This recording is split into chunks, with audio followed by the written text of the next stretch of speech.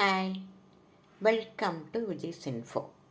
இன்றைக்கி நம்ம நல்ல ஒரு ஹெல்த்தியான, உடம்புக்கு ரொம்ப நல்லது, நோய் எதிர்ப்பு சக்தி மக்க பெரிய நெல்லிக்காய் இருக்குது பார்த்தீங்களா? அந்த பெரிய நெல்லிக்காயை நல்லா அலசிட்டு துணி வச்சு நல்லா தொடச்சிட்டு இட்லி கொப்பரையில் வேக வச்சு இந்த உள்ள கொட்டெலாம் எடுத்து வச்சுருக்கேன் பாருங்கள். உள்ள கொட்டலாம் நல்லா எடுத்து வச்சுட்டு நம்ம இதை மிக்சியில் போட்டு அரைச்சிக்கலாம். நெல்லிக்காய், இஞ்சி, மிட்டாய் க்யூப்பில் போட்டு செஞ்சோம்னா சூப்பராக இருக்கும். க்யூபாக வைக்கலாம், நல்லா ரவுண்டாகவும் உருட்டி வச்சுக்கலாம். இது நமக்கு எப்போனாலும் சாப்பிட்றதுக்கு நல்லாயிருக்கும். Hi, welcome to Vijay's info. இன்றைக்கி நம்ம ஒரு நெல்லிக்காயையும் இஞ்சியும் வச்சு ஒரு மிட்டாய் செய்வோம். நல்லா டேஸ்ட்டாகவும் இருக்கும், உடம்புக்கும் இது ரொம்ப நல்லது. டெய்லி நெல்லிக்காய் சாப்பிட முடியாதுங்கிறவங்களுக்கு இந்த மாதிரி சாப்பிட்டோம்னா ரொம்ப நல்லது. கண் பார்வைக்கு, சுகர் பேஷண்ட்டு கூட ரொம்ப சாப்பிட்லாம். அடிக்கடி இந்த நெல்லிக்காயை அடிக்கடி சாப்பிட்றதுக்கு முடியாதனால இப்படி நம்ம மிட்டாய் மாதிரி செஞ்சு வச்சுக்கிட்டோம்னா நம்ம எடுத்து நல்லா சாப்பிட்றதுக்கு ஈஸியாக இருக்கும். இதை நான் பெரிய நெல்லிக்காய் எடுத்திருக்கேன், ஒரு 1/2 கிலோ. அதை நல்லா கழுவிட்டு தொடச்சி வேக வச்சு எடுத்திருக்கேன். ஒரு 7-8 நிமிஷம் வேக வச்சு உள்ள கொட்டையெல்லாம் எடுத்து இப்படி எடுத்து வச்சுருக்கேன். இதையும் நம்ம இஞ்சி திருவி வச்சுருக்கேன். அந்த இஞ்சியையும் போட்டு நம்ம இப்போது மிக்ஸி ஜாரில் போட்டு அரைச்சிக்கலாம்.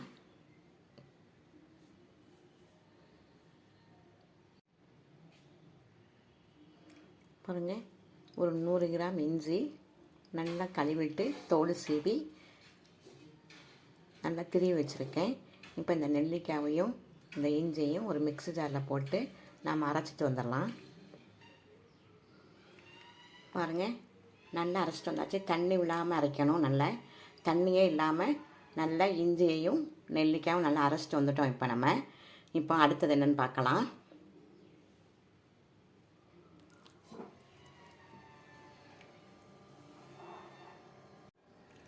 இப்போ அரை கிலோ நான் பெரிய நெல்லிக்காய் எடுக்கிறதுனால 1/2 கிலோ நாட்டு சர்க்கரை எடுத்திருக்கேன்.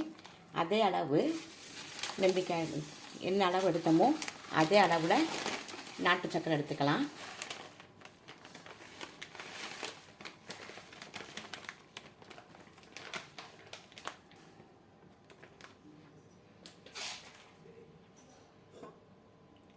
இப்போ இந்த சர்க்கரை மூழ்கிற வரை தண்ணி விட்டுக்கலாம். இப்போ நம்ம அடுப்பு பற்ற வச்சுக்குவோம்.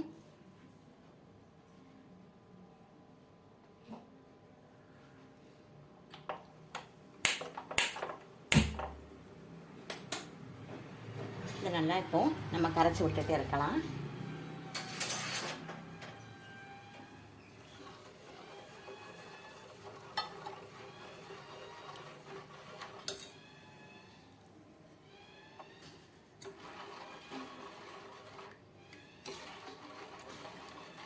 இது கம்பி பதம்லாம் வரணும்னு தேவையில்லை. நல்லா கரைஞ்சிட்டு கொஞ்சமாக பிசுபிசுப்பு பதம் வந்தால் போதும்.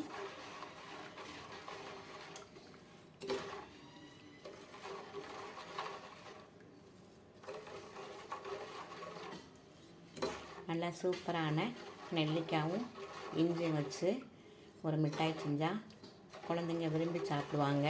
இது ரொம்ப நல்லது உடம்புக்கு. அடிக்கடி நம்ம இந்த நெல்லிக்காய் ஜூஸு, நெல்லிக்காயெலாம் வெறுமனே சாப்பிட முடியாது, துவப்பாக இருக்கனால பிள்ளைங்கள்லாம் விரும்ப மாட்டாங்க. இது பெரியவங்கலேருந்து சின்னவங்களும் நல்லா சாப்பிட்லாம்.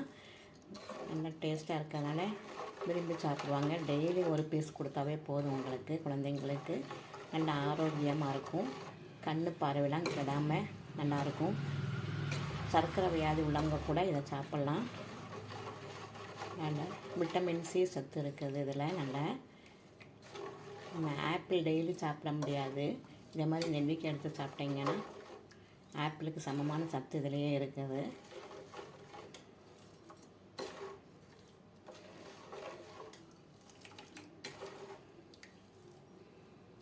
சத்தான பழம் நம்ம ஆப்பிள் தான் சாப்பிடணும்னு கட்டாயம் இல்லை. இந்த நெல்லிக்காய், பெரிய நெல்லிக்காய் நமக்கு நல்லா வரப்பிரசாதம். உடம்புக்கு வேண்டிய சத்துக்கள் எல்லாமே இதில் கிடைக்கிது. நம்ம இதை அடிக்கடி உடம்புல சேர்த்துக்கணும்.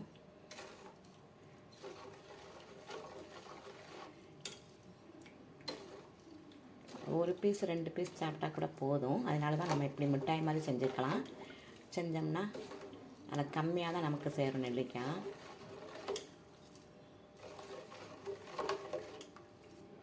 இந்த பாரிஸ் சுகர்னால் நமக்கு இதில் டஸ்ட்டெல்லாம் இருக்காது. அப்படியே நம்ம வடிகட்ட தேவையில்லை. வடிகட்டாமே இதில் நம்ம காய்ச்சிக்கலாம். நல்லா சுத்தமாக இருக்குது பாருங்கள், எந்த டஸ்ட்டும் இல்லை.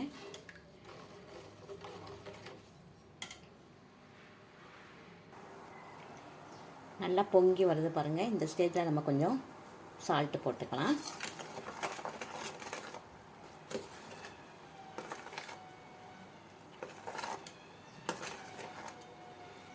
இப்போ நம்ம அரைச்சி வச்சுருக்க நெல்லிக்காயும் இஞ்சியும் சேர்த்துருவோம்.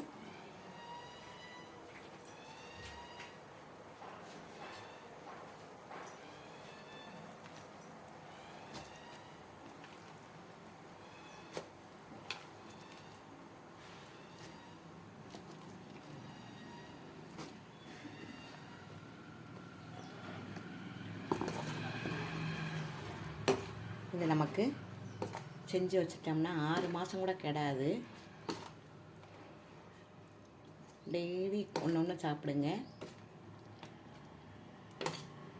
செஞ்சு பார்த்து சாப்பிட்டு பாருங்கள், செம்ம டேஸ்ட்டாக. அடிக்கடி செய்வீங்க இப்படி.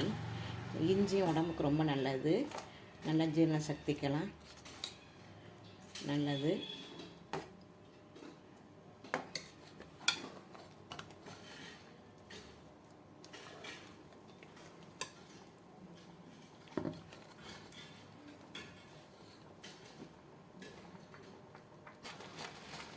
பாருங்கள், சிம்மில் வச்சு நல்லா இப்படி கிளறணும். நல்லா சிம்மில் வச்சுக்கோங்க. நமக்கு தெரியாமையே நமக்கு விட்டமின் சி சத்து டெய்லி நமக்கு கிடச்சிரும்.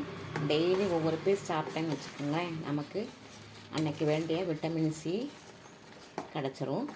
இதை கொஞ்சம் நம்ம சோம்பல் படாமல் இதை செஞ்சு வச்சுக்கிட்டோம்னா நமக்கே தெரியாமல் இந்த சத்து நமக்கு கிடச்சிருது.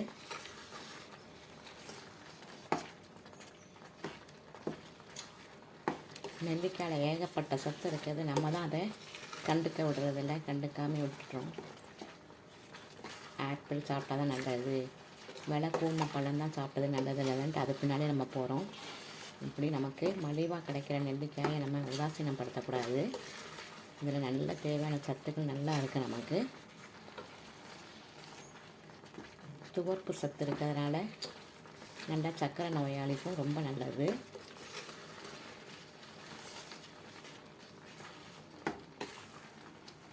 கொஞ்சம் நல்லா அப்படியே இருக்கட்டும். ஒரு 7-8 நிமிஷம் ஆகும். நல்லா கைவிடாமல் கிளறிட்டு இருங்க. பாருங்கள், நல்லா சேர்ந்து வருது. நல்லா கெட்டியாகி வருது பாருங்கள். இன்னும் ஒரு 2 நிமிஷம் நல்லா கெட்டியானோன்னு இறக்கிடலாம். இது முடி பிரச்சனை கூட, நல்ல முடி ரொம்ப கொட்டுதுங்கிறவங்க டெய்லி இதை சாப்பிட்லாம். முடி பால்ஸ் எல்லாம் நின்றும். அடிக்கடி கண்ட ஷாம்பெலாம் போட்டு குளிச்சுட்டு இருக்கவங்களுக்கு முடி கொட்டுது. இப்போ குழந்தைங்கலேருந்து எல்லாருக்குமே முடி கொட்டுது. இந்த முடி கொட்டுற பிரச்சனையெல்லாம் இந்த நெல்லிக்காய் சாப்பிட்டோம்னா நின்றும். அஜீரண கோளாறு வராது. இந்த நீங்கள் சாப்பிட்றது மட்டும் இல்லாமல் பக்கத்தில் வீட்டில் உள்ளவங்களுக்கு கொடுத்து பாருங்கள், அவங்களும் இதே மாதிரி செஞ்சு சாப்பிடட்டும்.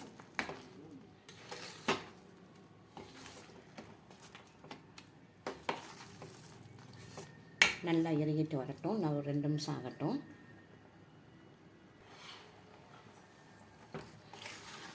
விருப்பப்பட்டால் இதில் ஏதாவது நட்ஸு கூட நீங்கள் சேர்த்துக்கலாம். ஏலக்காய் தூள் போட்டுக்கலாம். நான் எதுவுமே செய்யலை, சும்மா அப்படியே தான் அரைச்சி போட்டிருக்கேன். இதே நல்லா டேஸ்ட்டாக தான் இருக்கும்.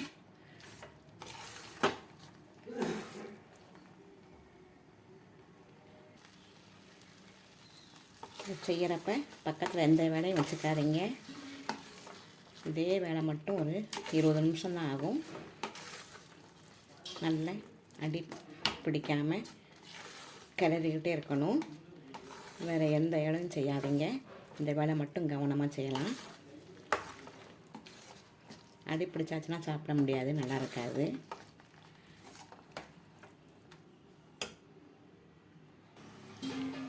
இந்த ஸ்டேஜில் நான் ஒரு 1/4 ஸ்பூன் மட்டும் நெய் விட்டுக்கிறேன்.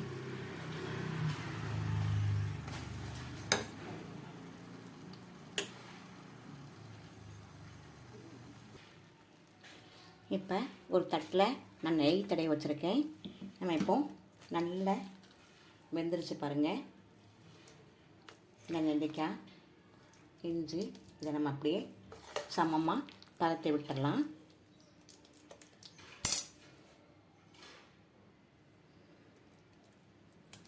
நீங்கள் நாட்டு சர்க்கரைக்கு பதிலாக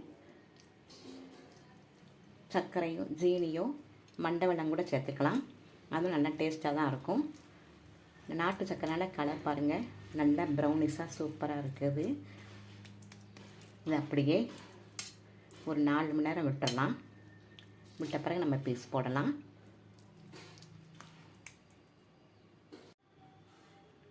இறக்கின பிறகு தான் லெமனை விடணும்.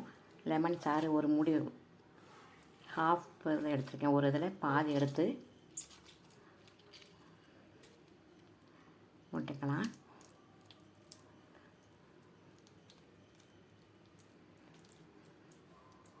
இது அப்படியே நம்ம சமப்படுத்தி ஒரு 4 மணி நேரம் ஆகட்டும். 4 மணி நேரம் கழித்து பார்க்கலாம். பாருங்கள், நம்ம செஞ்சு வச்ச நெல்லிக்காய் இஞ்சி மிட்டாய் சூப்பராக ரெடி ஆயிடுச்சு. நான் ஐஸ் ட்ரேலையும் போட்டிருக்கேன், தட்டுலையும் வச்சுருக்கேன். இதை நீங்கள் அழகாக எடுத்து ஒரு டப்பாவில் கண்டெய்னர்லையா அது எதையா போட்டு வச்சுக்கிட்டிங்கன்னா நினச்ச நேரம் நீங்கள் டெய்லி ஒன்று கூட எடுத்து அழகாக சாப்பிட்டுக்கலாம். உடம்புக்கு ரொம்ப நல்லதான நம்ம நெல்லிக்காய் இஞ்சி மிட்டாய் சூப்பராக ரெடி ஆகிடுச்சு பாருங்கள். ஒரு 3 மணி நேரம் இப்படி வச்சுட்டிங்கன்னா நமக்கு இந்த ஐஸ் மிட்டாய் ரெடி ஆயிரும்.